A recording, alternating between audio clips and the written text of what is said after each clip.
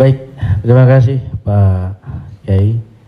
Silakan ada yang mau bertanya, kita minta 2 orang dulu dari teman-teman pelawak dulu. Ya, nampaknya muka lagi banyak masalah. Silakan. Yang mau bertanya? Adek Jigo. Bismillahirrahmanirrahim. Assalamualaikum warahmatullahi wabarakatuh. Terima kasih Ustadz. Kebetulan saya pribadi juga sebagai komedian Ustadz. Dan mewakili teman-teman semua, kakak-kakak, abang-abang semua.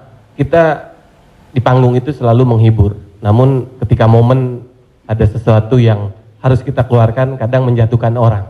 Mulai dari fisik, mencela dan lain-lain. Yang saya mau tanyakan, apakah dengan niat kita menghibur menjadi catatan, apakah menjadi catatan dosa untuk kita? Terima kasih Ustaz. Ada seorang ulama dipanggil Imam Abu Hatim, tapi kemudian di ujung namanya itu ditambahkan kata Al-Asam. Asam diambil dari kata summum, bukmun, omyun. Omyun buta, bukmun bisu, summun tuli, peka. Jadi Abu Hatim Al-Asam artinya Abu Hatim peka, tuli. Secara bahasa itu menjatuhkan orang. Siapa itu? Itu Abu Hatim peka, Abu Hatim tuli. Karena ada beberapa orang, ada Abu Hatim, yang ini Abu Hatim peka, tuli. Tapi kenapa nama itu tetap tersemat di belakang namanya? Dan tidak ada ulama yang melarang menggunakan peka itu di belakang namanya. Karena dia tidak merasa dijatuhkan dengan itu. Lalu kemudian itu pula tidak menjatuhkan dia di depan orang banyak. Apa sebab kronologis dia dipanggil Al-Asam? Dia seorang ulama. Suatu ketika dia sedang duduk, datang seorang anak gadis bertanya fatwa kepada dia.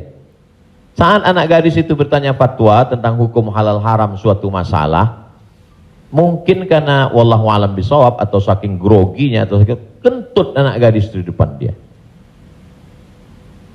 Dia ingin menjaga marwah, harkat, martabat anak gadis ini supaya jangan sampai merasa malu, maka dia diam, pura-pura nggak dengar.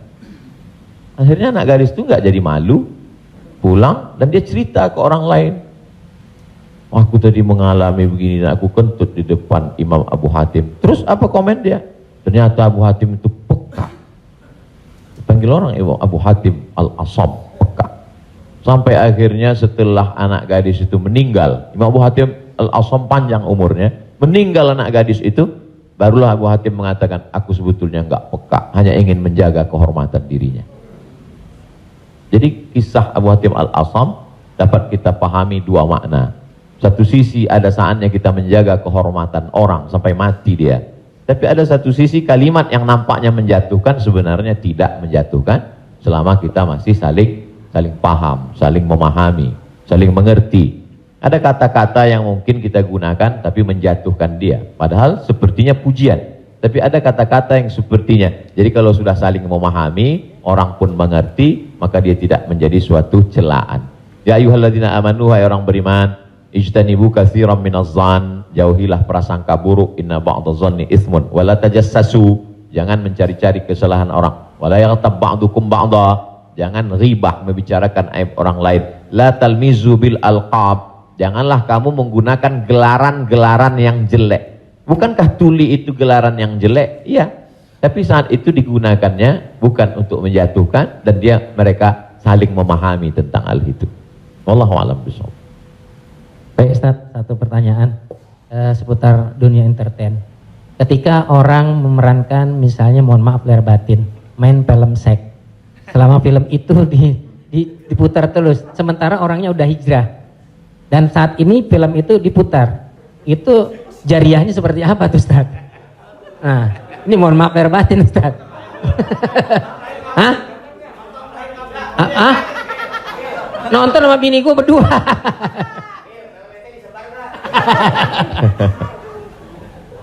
Man sanna fil islami sunnatan hasanatan, siapa yang membuat perbuatan yang baik, falahu ajruha, dia dapat pahalanya. Wa ajru man amila biha, dan orang lain yang terinspirasi dengan itu Jadi kalau Paski membuat rumah tahfiz, lalu kemudian komunitas-komunitas yang lain terinspirasi dengan itu, maka dapat pahala min ghairi an yanqusa min ujurihim syai'un. Pahala mereka tidak berkurang, sama-sama dapat 100 min ba'dih, setelah mati. Itu kalau yang baik. Bagaimana dengan yang tidak baik seperti yang tadi?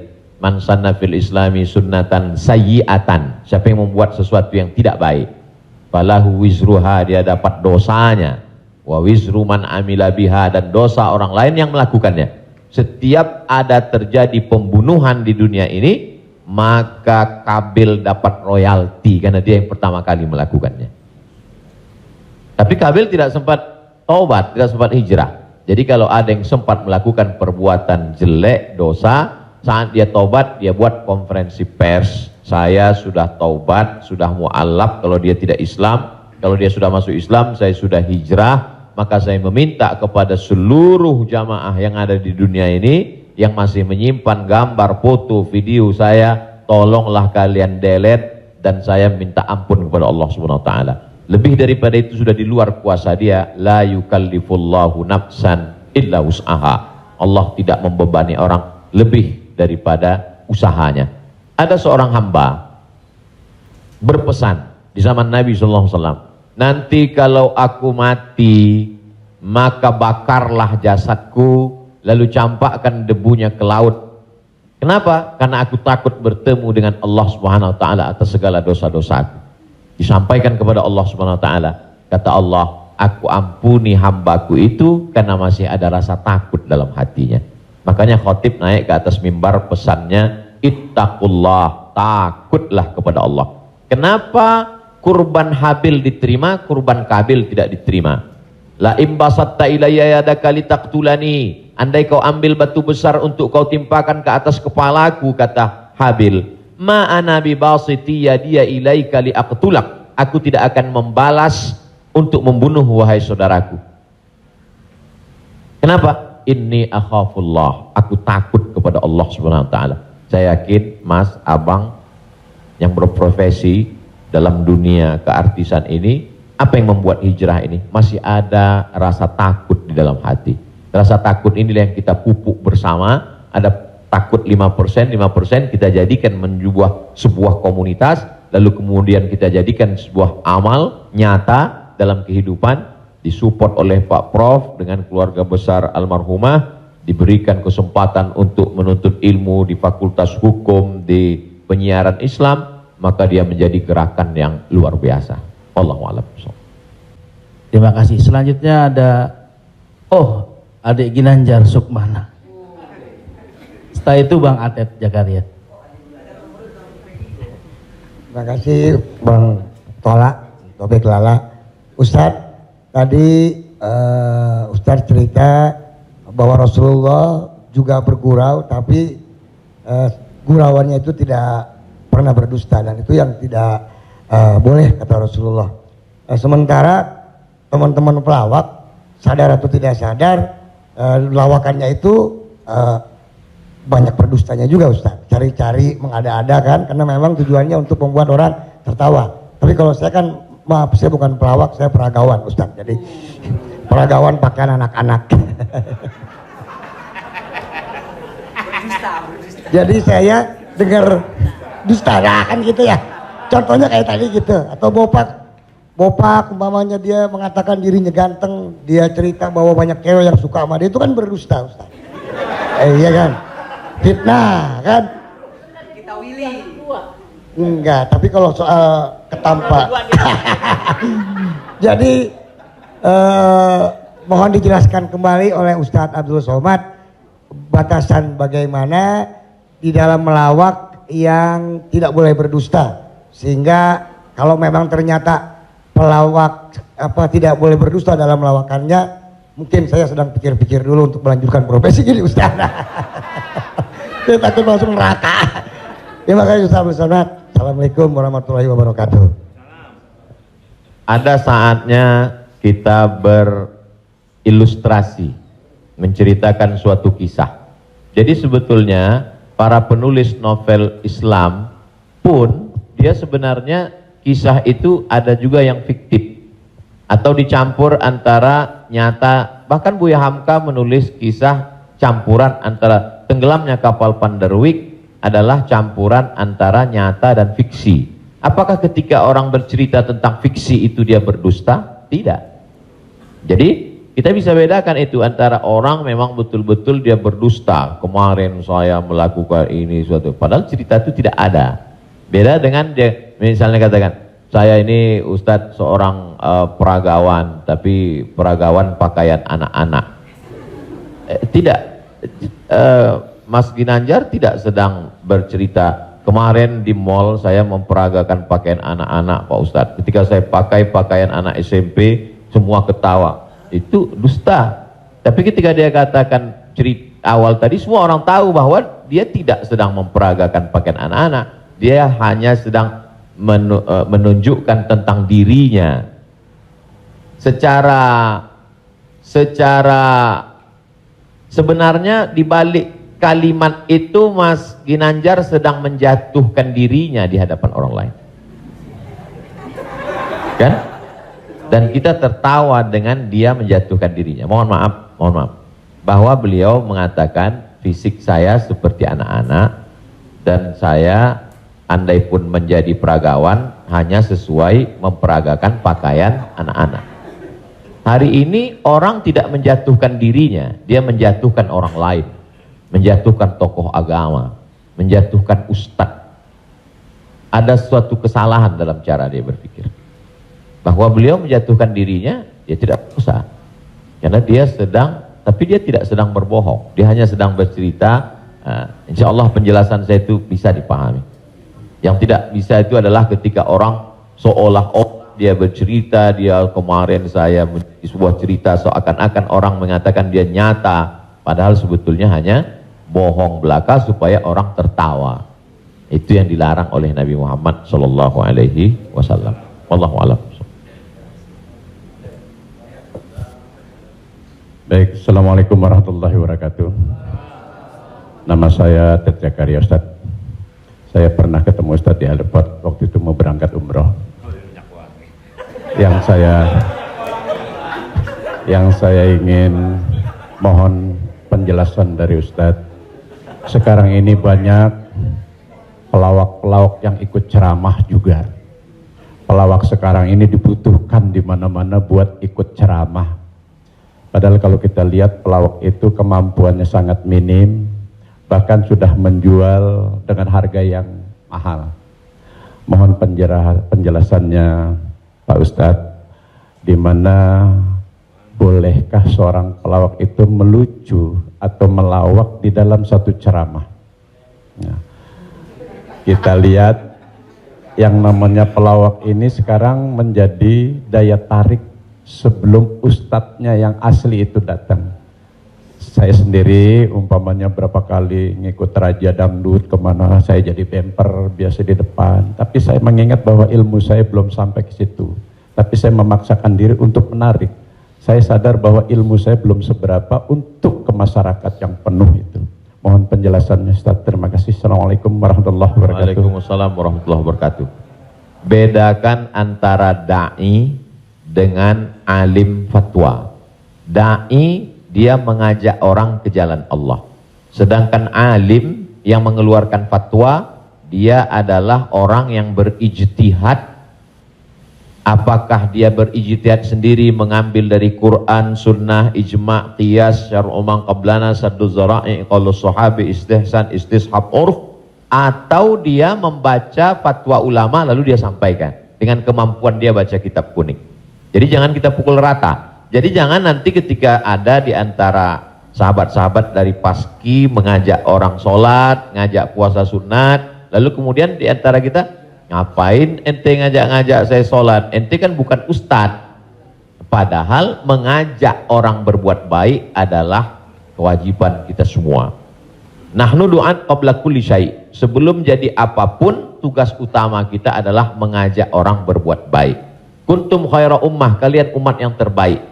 Kapan kita menjadi umat yang terbaik? 3. Ta'muruna bil ma'ruf, ajak orang buat baik. Wa tanhauna 'anil munkar, larang orang buat mungkar. Wa tu'minuna billah, beriman kepada Allah. Jadi kalau hanya sekedar ngajak orang sedekah, ngajak donasi buat rumah tahfiz, ngajak ngumpulin beras untuk santunan yatim fakir miskin, maka pelawak boleh, penyanyi boleh, polisi boleh, siapapun. Karena itu tugas sebagai seorang muslim, amar ma'ruf nahi mungkar. Yang tidak benar itu adalah ketika dia sudah dianggap sebagai ustadz dan ditanyakan suatu masalah dan dia terdesak, akhirnya dia bicara padahal dia tidak mengerti.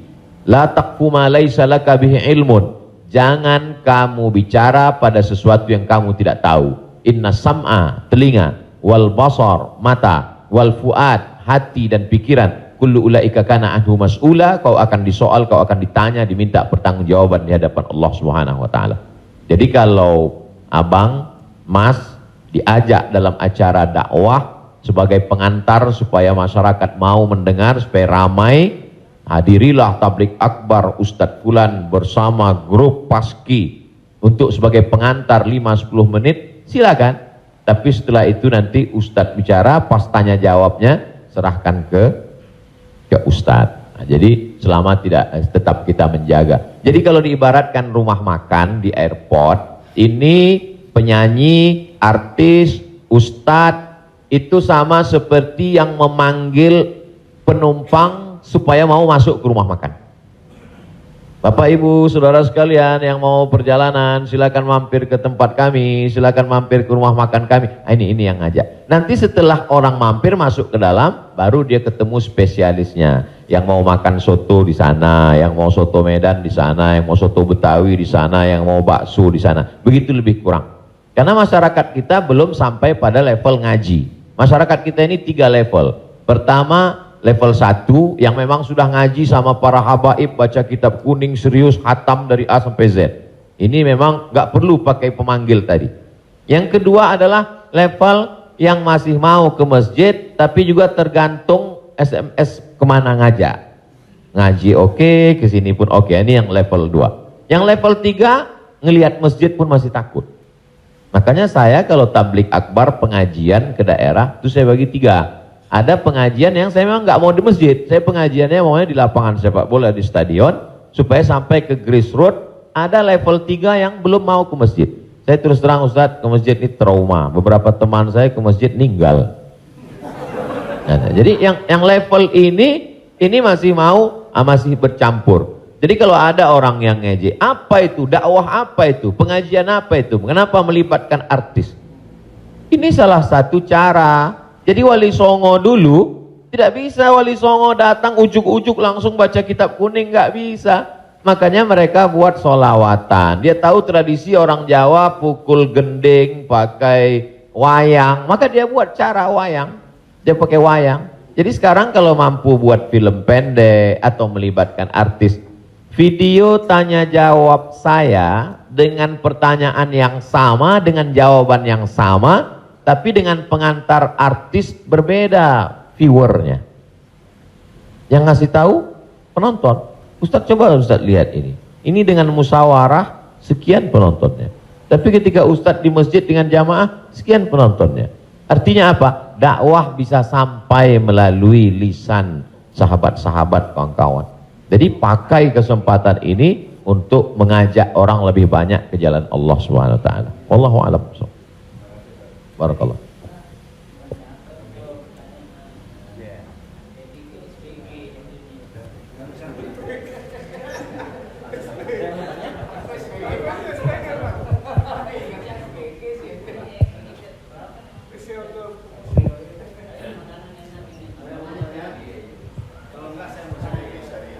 Assalamualaikum Pak Ustadz.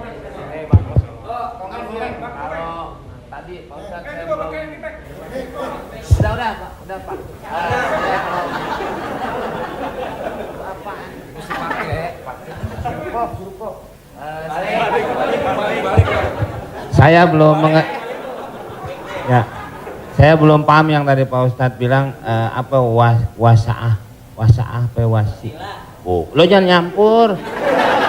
Agama lo beda lo. Wasaah sambil bercanda apa tadi gitu. Pak Ustadz lupa ya, nanti saya jelasin lagi. Apa tadi?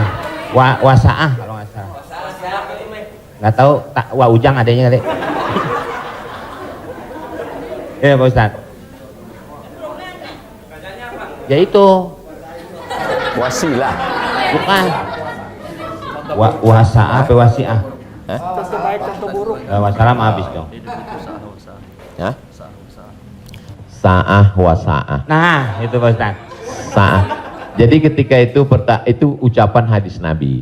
Ada seorang sahabat, dia datang menemui Nabi. Kenapa ketika kami duduk bersamamu ya Rasulullah di dalam Masjid Nabawi, di majelis ilmu, kami merasa dekat dengan Allah. Kami merasa takut kepada Allah. Tapi ketika kami pulang ke rumah, ketemu dengan anak istri bersenda gurau, kok rasanya beda. Lalu apa kata Nabi? Sa'ah wa sa'ah. Hidup ini ada masanya serius, ada masanya bercanda, ada masanya begini. Lau kuntum kama kuntum la safahatkumul malaikah. Seandainya kamu seperti itu terus, seperti saat berada denganku di hadapanku di masjid, tidak berubah-berubah, turun malaikat bersalaman dengan kamu, kata Nabi SAW. Jadi sahabat itu pun mengalami seperti yang kita alami dan kekhawatiran seperti kekhawatiran kita. Ketika kita duduk dengan Habib, dengan Ustadz di masjid, dengan Kiai, dengan Tuan Guru, terasa begitu full iman. Tapi begitu pulang ke rumah, kok begitu ya? Rasa yang kita rasakan sekarang dirasakan juga sahabat Nabi dulu, dan mereka tanya, kata Nabi nggak salah. Karena hidup ini ada sa'ah wa sa'ah. Sa'ah artinya bahasa Indonesianya saat. Semua ada saatnya, semua ada masanya. Selama tidak kita katakan, kamu kok mabuk kemarin? Semua ada saatnya. Ada saatnya mabuk, ada saatnya. Allah. Terima kasih Pak Ustad. Paham ya? Enggak, ya paham dong.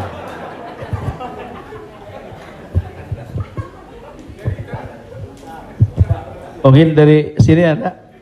Tapi satu lagi pertanyaan, saya mau nanya. Pak Ustadz, ini masalah saya pribadi.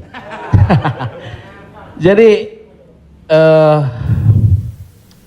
saya ya ada masukan juga ketika hukum riba. Mobil itu ya, ini umum ya kan. Jadi mobil kita jual, kemudian kita coba berusaha cash. Saya untuk menghilangi kredit. Nah, saya mau tanya, ini juga amanat dari keluarga saya, dipastikan lagi. Boleh nggak, Kiai, kita kredit mobil? Padahal ini menjadi hal penting bagi saya untuk mobilisasi kemana gitu. Saya punya anak kan baru kelar UIN. Jadi ini saya lagi diceramai gitu. Papa sudah lah Pak, jual Pak. Kita nggak usah dibeli, lillahi ta'ala aja. Ya saya bilang ini lillahi ta'ala, agak-agak susah nak, saya bilang gitu. Tapi ini real, saya jual, saya mencoba untuk beli cash, nungguin cash lama. Jadi jangan suka buka aib orang, Mbak.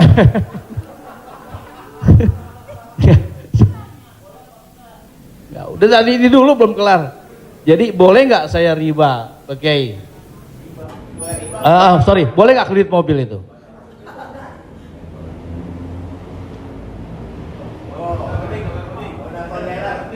Alhamdulillah CRV jadi baru gue. Buka Google, ada tulisan saya di situ. Nanti Bapak, Ibu, Abang, Mas share ke teman-teman. Buka Google, tulis di situ Somad Morocco, SOMADMOROCCO, Somad Morocco, SOMADMOROCCO, Somad Morocco, spasi kredit, sudah, enter. Somad Morocco spasi kredit, tulisan yang paling atas kredit, ada tanda tanya, aska. Di situ jawaban. Saya sudah tulis tentang masalah kredit ini.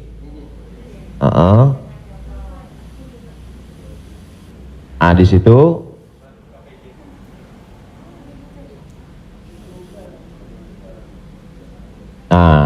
Bisa dibaca. Bisa bahasa Arab, Ustaz. Ada terjemah, Mas Komeng, terjemah di bawah. Terjemah di bawahnya. Terjemah di bawah.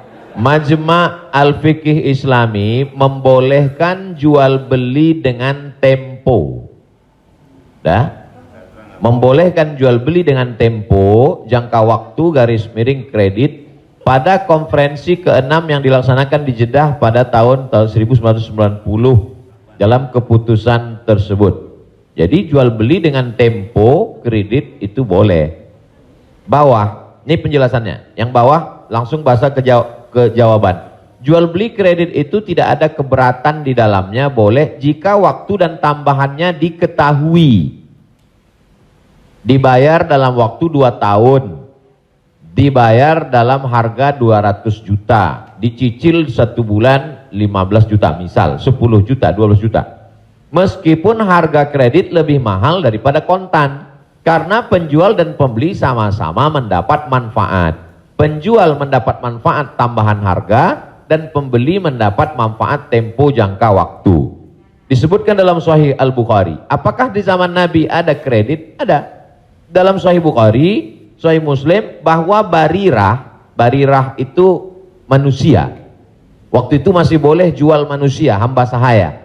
Bahwa Barirah dijual oleh tuannya dengan cara kredit selama 9 tahun.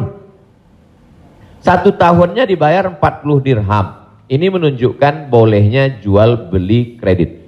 Kesimpulannya, uang dengan barang boleh, tapi uang dengan uang riba. Prof, saya pinjam uang 200 juta. Nanti saya bayar 220. Haram, riba. Tapi ketika saya beli mobil, Prof, saya cicil tiap bulan, maka lunas dalam waktu 1 tahun, itu tidak riba karena akadnya uang dengan barang.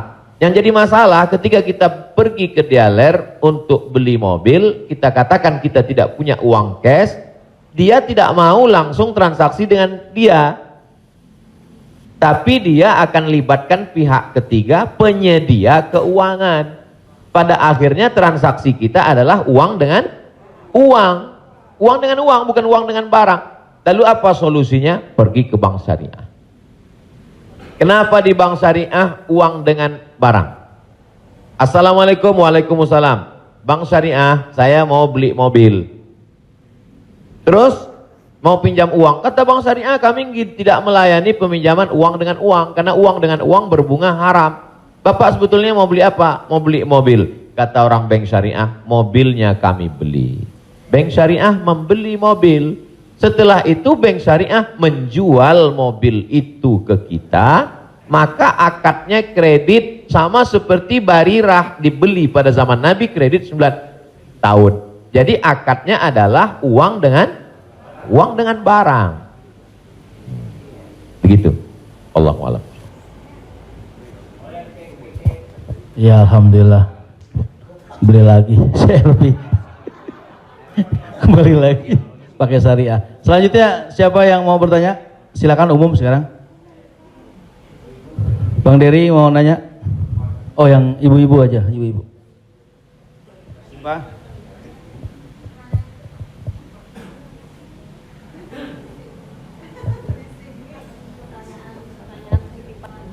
Jadi Ustadz, mohon maaf Ustadz, tadi di garis bawahin lagi. Jadi artinya leasingnya yang nggak boleh ya Ustadz. Misalnya kita beli kepada dealer mobil, kita bercicil kepada yang punya dealernya boleh. Tapi kalau kita minta dari kayak sekarang banyak perusahaan-perusahaan leasing, itu yang tidak boleh. Maksudnya itu Ustadz. Ketika saya mau beli mobil, saya tidak punya uang cash, maka kata si dealer, kami akan arahkan Bapak ke penyedia keuangan. Maka sebenarnya saat itu saya membeli mobil itu cash sebenarnya. Karena dealer tidak mau dia barang ini tidak cash. Jadi kemudian yang saya cicil setiap bulan itu adalah bukan mobilnya tapi uangnya. Maka saya terjebak pada rentenir, riba, bahasa kerennya leasing segala macam. Inilah yang menyebabkan haramnya karena transaksinya adalah uang dengan uang. Lalu solusinya mana Ustadz? bank syariah. Iya. Karena di bank syariah itu disitulah letak. Jadi orang yang tidak mengerti dia katakan sama aja bank syariah dengan konvensional, bedanya pegawainya pakai jilbab, masuknya assalamualaikum. Enggak. Perbedaan dalam jual beli dalam Islam itu adalah pada akadnya. Maka bank syariah membeli mobil itu milik bank syariah, maka saya membeli mobil itu secara cicil, akadnya adalah uang dengan barang. Oh, Wallahu a'lam. Satu lagi Ustaz, kalau beli emas secara online itu gimana Ustaz? Sebagian ulama mengatakan membeli emas secara online tidak langsung dan dicicil riba. Mengapa mereka mengatakan riba? Karena transaksi itu uang dengan uang. Oh, ini enggak uang dengan uang Ustadz. Ini Ustadz uang rupiah. Lalu kemudian yang jual ini kan emas. Di zaman Nabi enggak ada uang kertas. Di zaman Nabi hanya ada dua uang. Yang pertama dinar, uang emas. Yang kedua dirham, uang perak. Maka ketika saya beli emas tidak cash, maka sesungguhnya akadnya adalah uang dengan uang rupiah dengan uang emas. Itulah orang yang mengatakan nggak boleh beli emas kalau nggak cash, karena transaksinya uang dengan uang. Tapi pendapat kedua mengatakan boleh beli emas kredit tidak cash. Kenapa? Karena zaman sekarang emas sebagai komoditi, emas sebagai barang, emas bukan sebagai uang.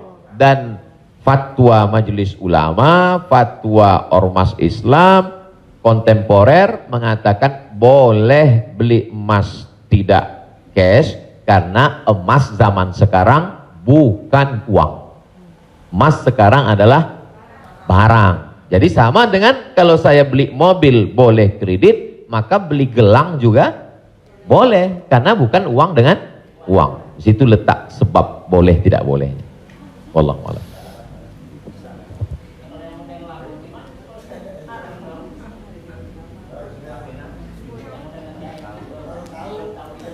Yang sudah banyak-banyak taubat nasuha, sholat sunat, istighfar.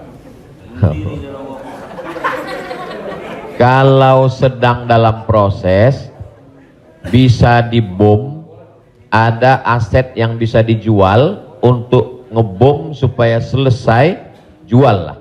Tapi kalau ini aset pokok tidak boleh jual rumah karena rumah pokok, sama seperti makan. Ini kalau saya jual aset ini saya bom meledak semua Ustadz. Ini Hiroshima Nagasaki hancur semua, maka nggak boleh.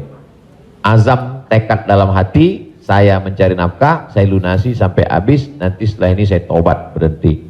Tapi kalau bisa jual satu petak ini lalu ditutup ini, lakukanlah untuk melepaskan diri dari riba, karena riba itu 5 ancamannya. Yang pertama, alladzina ya'kuluna riba la yaqumuna illa kama yaqumul ladzi yatakhabbathu syaitanu minal mas. Orang yang makan riba nanti bangun bangkit dari kubur ketika di padang mahsyar seperti orang kerasukan setan.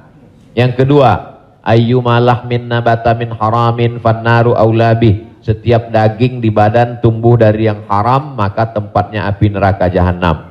Yang ketiga, orang kalau dia makan haram, maka doanya tidak dikabulkan Allah. Mat'amuhu haram, makanannya haram. Mashrabuhu haram, minumannya haram. Malbasuhu haram, pakaiannya haram. Wa ghuziya bil haram, dia diberi makanan haram. Anna yustajabulah, apakah mungkin doanya dikabulkan Allah? Yang ketiga, yang keempat, nasiyatin kazibatin khati'ah. Ubun-ubun, penipu, pembohong, pelaku dosa. Padahal yang berdosa itu tangan, yang berdosa itu mulut. Kenapa dikatakan ubun-ubun? Karena ternyata ada otak bagian depan yang selalu kita usap ketika sedang wudu.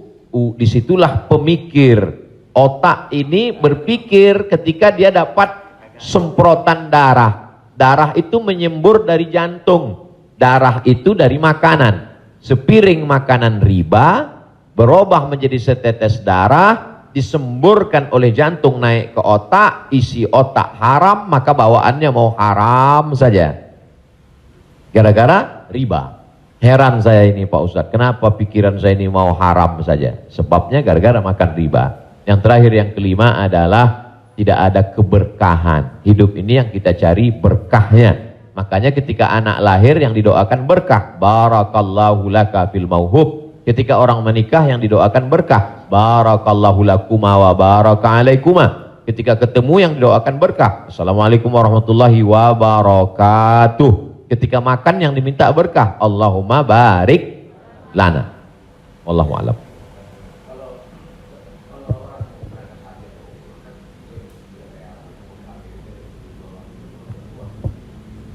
Transaksi uang dengan uang boleh dengan syarat yadan biadin, langsung cash. Maka ketika sampai di Makkah, saya keluarkan uang rupiah, saya katakan saya mau beli rial, langsung cash, boleh. Begitu juga membeli dolar. Saya sampai ke Maroko, saya beli dirham. Maka pemerintah Saudi Arabia tidak akan bisa mengizinkan buka money changer, uang, pertukaran uang ini kalau tidak ada fatwa dari ulama. Mereka amat sangat ketat. Jadi boleh tukar ini selama dia langsung dan cash di tempat itu, langsung jadi. Wallahu a'lam. Ustaz, Assalamualaikum. Ustaz, saya mau nanya Ustaz, berkaitan dengan kredit tadi, ada juga selain kredit namanya gadai Ustaz. Gadai. Tahu gadai Ustaz ya? Kalau nggak tahu saya jelasin. Biasanya zaman sekarang gini Ustaz. Orang punya kendaraan, kemudian karena nggak punya uang digadaikan mobilnya misalnya Ustaz, sama orang itu. Itu termasuk itu riba atau gimana? Kalau gadai seperti itu. Imam yang paling tua di antara imam yang 4 itu namanya Imam Hanafi. Meninggal tahun 150 Hijrah. Suatu ketika dia berdiri di depan rumah orang. Dia ada panas terik, dia berdiri di depan rumah orang.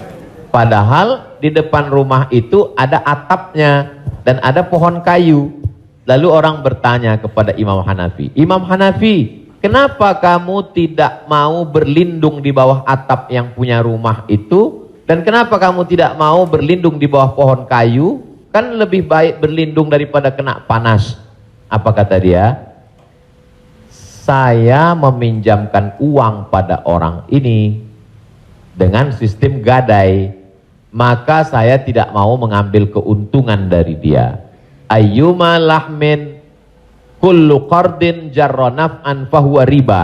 Setiap gadai pinjaman kalau kita ambil manfaat maka itu berarti riba. Tidak mau bernaung di bawah atap rumahnya karena itu dianggap sebagai manfaat. Jadi manfaat tidak hanya sebagai uang tapi juga manfaat sampai sekecil itu dia menjaga dirinya. Jadi gadai dalam Islam hukumnya boleh, tapi jangan ambil manfaat dari gadai. Yang terjadi sekarang adalah orang mengambil manfaat dari gadai. Saya punya uang, lalu kemudian ada orang mau pinjam uang, saya tidak percaya dengan dia. Ustadz pinjam uang 100 juta, saya nggak percaya. Kalau Ustadz nggak percaya, nih sawah saya 1 hektar. Ketika dia kasih sawahnya ke saya, maka sawah itu cukup sebagai jaminan. Tapi yang dilakukan orang sekarang adalah sawah itu dia tanam padi, dia ambil hasilnya. Hasilnya itu riba. Maka sekarang orang kaya makin kaya, yang miskin makin miskin. Bagaimana dia mau bisa menebus uangnya, orang sawah dia dipakai terus dan uangnya diambil. Maka yang punya uang makin kaya, yang minjam makin miskin. Padahal dalam Islam mestinya cukup suratnya saja dipegang. Kamu kalau mau garap sawah ini garaplah, nanti bayar hutangmu. Itu akhlak dalam Islam. Akhlak itulah yang dihilangkan oleh riba. Riba ini sangat kejam. Allahu a'lam.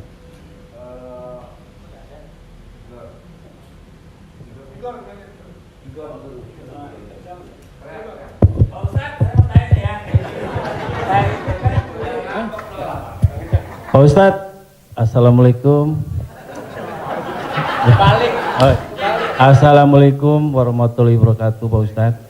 Saya ini pernah Islam, balik ke Kristen, balik lagi ke Islam lagi. Itu gimana itu ceritanya Pak Ustadz? Innalladzina amanu, beriman, summa kafaru, murtad, summa amanu, kemudian beriman, summa kafaru, murtad, summa zdadu kufran, maka barulah tidak diterima. Jadi kalau Islam, setelah itu dia murtad, balik lagi ke Islam, maka dia diterima. Amanu, summa kafaru, summa amanu, summa kafaru, summa zdadu kufran. Nah, ini baru tidak diterima. Nah, sebab itu mudah-mudahan Bang Tigor istiqomah dalam iman dan Islam.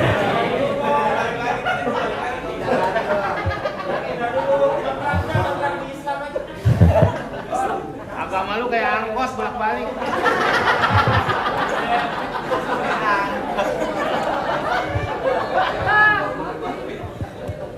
Tapi saya sudah tetap sekarang. Amin. Ya Allah. Saya udah umroh, Ustaz. Jadi Ya Allah. Jadi balik Bang, ke jalan yang benar. Insya Allah. Jadi Bang Taufik, kajian paski mungkin kerjasama dengan musyawarah supaya terus, atau kalau tidak ingin satu majelis, ustadznya nanti setelah di sana pagi misalnya, sore di paski. Kemudian ngaji ini, kalau sekedar ngaji kita nggak ada tantangan, mesti ada sosialnya. Misalnya ngumpulin beras.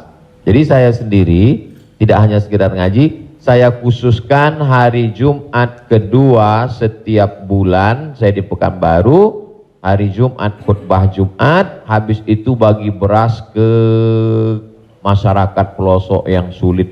Lalu siapa yang menjadi relawannya? Yaitu relawan-relawan biker subuhan, mantan petato, kemudian hijrah, pemuda hijrah. Karena kalau cuma ngaji, orang tidak ada tantangannya. Jadi saya ingin ke depan paski ngaji, kemudian ada gerakan dakwah, kemudian ada gerakan sosial, buat rumah tahfiz, lalu kemudian tidak hanya uang dari komunitas saja, buka, buat yayasan, buka. Kami membuka rumah tahfiz gratis untuk yatim dan segala macam, kirim ke nomor rekening berikut ini, pasang pancingnya, Allah Ta'ala memberikan. Belajar kita dari yang dilakukan oleh almarhumah, 250 yatim 40 tahun, Prof. 43 tahun bisa tidak putus. Inspiratif, inspirasi. Jadi kalau mau, maka kita bisa ikuti jejak. Sehingga kita, jadi kelanjutan itu, maka Bang Tigor dan abang yang lain, dia akan terpacu terus untuk datang setiap kajian pekanan, lalu kemudian memperbaiki tahsin bacaan Qur'annya, lalu kemudian meluruskan kajiannya, kemudian ada konsultasi dengan ustadz, tanya jawab dan lain sebagainya. Wallahu a'lam.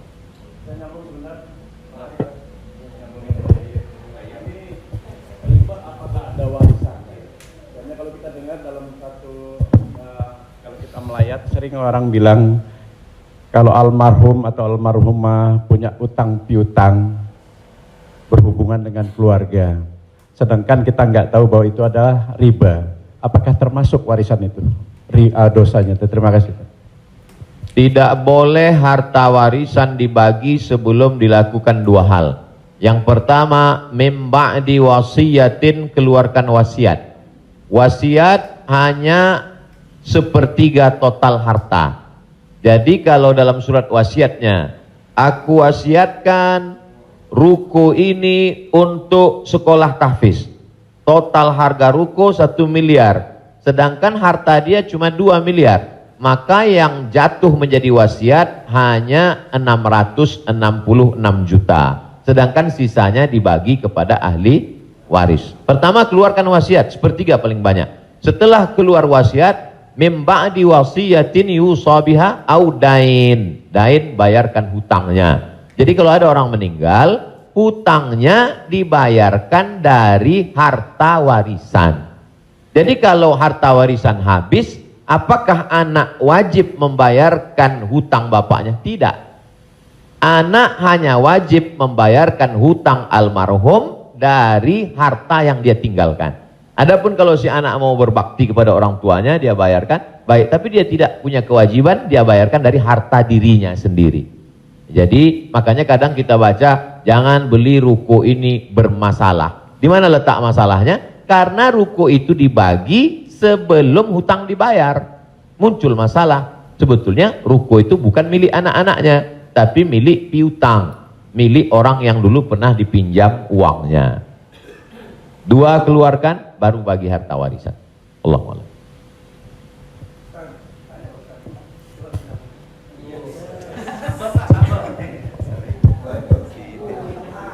Terima kasih Pak Ustadz. Saya mau tanya tentang peminjaman uang. Saya misalnya meminjamkan uang kepada seseorang, tapi dia nggak mau ganti. Nah terus kita nggak mau nagih karena takut menjadi sebuah permusuhan. Kan ada peribahasa memberikan pinjaman hutang itu sama juga menanamkan musuh. Nah bagaimana hukumnya? Apakah ini harus ditagih sama kita ataukah dibiarkan? Terima kasih Pak Ustadz. Assalamualaikum warahmatullahi wabarakatuh. Waalaikumsalam. Ayat yang paling panjang dalam Al-Quran, 1 halaman penuh, Al-Baqarah 282. Bukan tentang haji, bukan tentang puasa, tapi tentang perjanjian hutang piutang. Ya ayyuhalladzina amanu, hai orang beriman, idza tadayantum bidainin, kalau kamu menjalin transaksi hutang piutang ila ajalim musamma, sampai batas waktu limit tertentu, faktubuh, tulislah. Wal yaktub bainakum katibun bil adli, hendaklah ada seorang penulis yang menulis dengan adil. Wastashhidu syahidaini min rijalikum, ada 2 orang saksi. Antadil, kalau tidak ada 2 orang laki-laki, wa maraat, 1 orang perempuan, wa maraatani, 2 orang perempuan. Antadilla ihdahuma fatudzakkira ihdahumal ukhra. Sedetil itu dalam Al-Qur'an. Jadi kalau saya menagih hutang, sesungguhnya bukan saya sedang mencari musuh, tapi menyelamatkan dia supaya dia dan anak cucunya jangan sampai makan haram.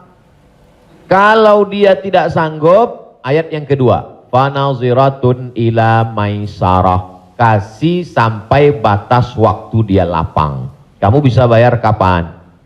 Insya Allah 1 Mei Pak Ustadz. Tahun berapa? Tahun 2022. Oke, insya Allah Mei 2022 lapang. Tidak juga dia sanggup membayar, lebih banyak minyak kita nagih daripada uang yang mau ditagih. Masuk ayat ketiga, wa antasaddaqu khairul lakum, kamu sedekahkan lebih baik. Aku sudah capek, asam uratku naik, asam lambungku kumat, kau ambil aja lah ini. Wa antasaddaqu khairul lakum, kau sedekahkan lebih baik. Yang menghafal ayat ini yang memberi pinjaman, bukan yang minjam. Sekarang yang menghafal ayat ini yang minjam. Ketika kita tagih, kapan kau bayar? Dibilangnya, wa antasaddaqu khairul lakum, kalau kau sedekahkan lebih baik. Allahu akbar.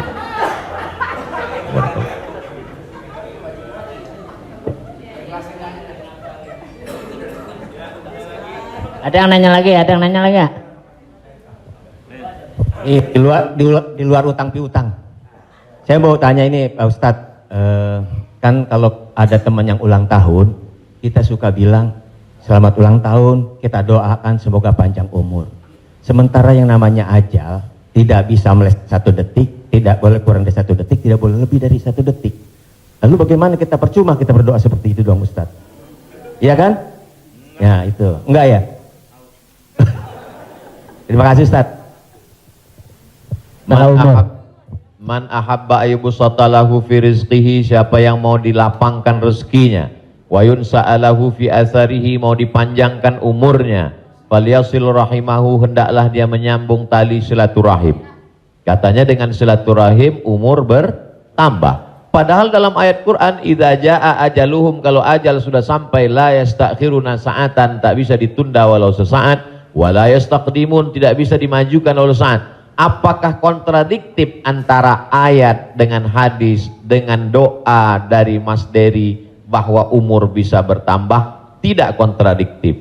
Lalu yang kontradiktif itu apa? Pemahaman kita. Dijawab oleh Syekh Muhammad Mutawalli Asy'arawi, ulama besar dari Al-Azhar Kairo Mesir. Nama kitabnya Fatawa Al-Kubra, fatwa-fatwa besar, bahwa umur tidak ditambah, tapi doa panjang umur dan bersilaturahim panjang umur itu maksudnya kualitas umurnya bertambah. Ada orang yang umurnya 40 tahun tapi hafal Quran, berzikir, diisi dengan wakaf, infak, sedekah. Ada 40 rumah warung jatuh mati. Jadi yang dimaksud kita doakan, semoga Mas Dery dan semua paski kita semua panjang umur. Maksudnya umurnya berkualitas, berisi. Itu. Wallahu a'lam. Boleh? Ya. Gimana? Nah.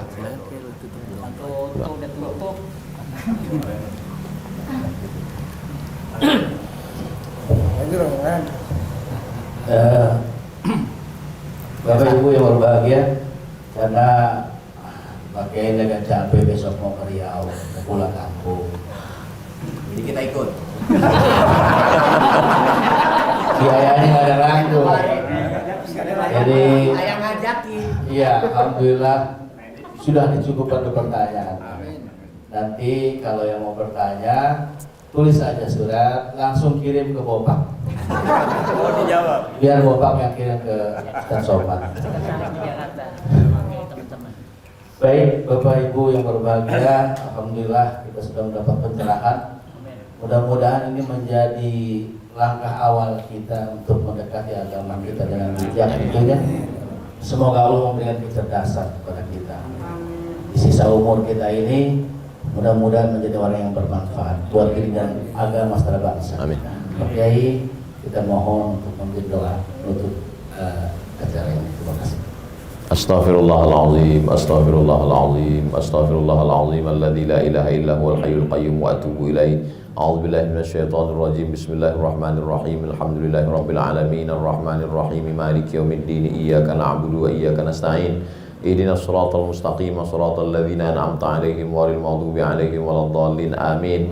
Allahumma shalli ala sayidina Muhammad wa ala ali sayidina Muhammad. Allahumma 'allimna ma yanfa'una, ajarkan pada kami ilmu yang bermanfaat ya Allah. Wanfa'na bima 'allamtana, yang sudah kami pelajari malam ini jadikan dia menjadi amal saleh ya Allah. Allahumma faqihna fid din, dalamkan ilmu agama kami. Wa 'allimna ta'wil, ajarkan kami pemahaman Al-Qur'an yang benar. Ya muqallibal qulub, engkau yang membolak-balikkan hati, sabbit qulubana, kokohkan hati kami ala dinik, dalam agamamu, ala ta'atik, dalam ketaatan kepadamu. Allahumma a'inna, tolong kami ala zikrika, supaya hati kami senantiasa berzikir mengingatmu, wa syukrika, selalu bersyukur kepadamu, wa husni ibadatik, selalu beribadah dengan ibadah yang terbaik. La tada'lana zamban illa ghafartah, wa la aiban illa satartah. Aib cacat kami banyak, tutupi dari hadapan manusia, dan tutupi pula ketika kami menghadapmu nanti ya Allah. Wala maridhan illa syafaitah, ada saudara kami yang sakit, angkat penyakitnya, sehatkan ya Allah. Wala mayitan illa rahimtah, yang sudah meninggal dunia mendahului kami, lapangkan kuburnya ya Allah. Wala hajatan min hawaijid dunya wal akhirati laka ridha walana fiha salah, segala hajat dunia hajat akhirat baik bagi kami dan engkau ridha, illa qadaitaha wa yassartaha, mudahkanlah ya Allah. Rabbana hablana minas salihin, jadikan anak kami anak-anak yang soleh dan solehah, min hufazil Quran wal hafizat, bukakan pintu hati mereka untuk menjadi penghafal Al-Quran. Minal mujahidina fi sabilika bi amwalihim wa anfusihim, mereka akan menolong agamamu dengan harta, nyawa dan kekuasaan yang kau titipkan di tangan mereka. Allahumma khtim lana bi husnil khatimah, tutup umur kami dengan husnul khatimah. Allahumma ja'al akhira kalamina inda intihai ajalina, ketika ajal kami sampai, saat malaikat maut mencabut nyawa kami ingin kalimat terakhir yang keluar dari mulut kami, la ilaha illallah Muhammadur Rasulullah sallallahu alaihi wasallam. Allahumma ja'alna minal mutahabbina bijalalik, sebagaimana hari ini kami berkumpul berkasih sayang karena engkau, maka kumpulkanlah kami di surga bersama Nabi Muhammad sallallahu alaihi wasallam.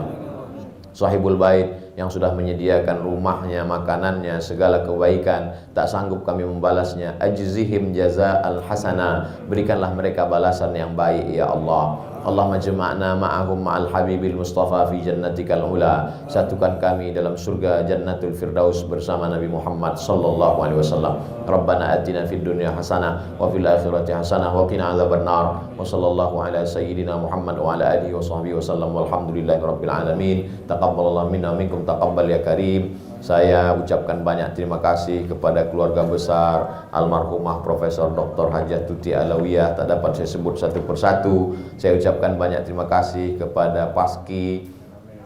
Malam ini amat sangat berbahagia, senang bisa saya bertemu dengan orang-orang yang selama ini saya senangi hiburannya, candanya, gurauannya, mudah-mudahan Allah panjangkan umur mereka insyaallah. Jazakumullah khairal jaza. Wassalamualaikum warahmatullahi wabarakatuh. Waalaikumsalam warahmatullahi wabarakatuh.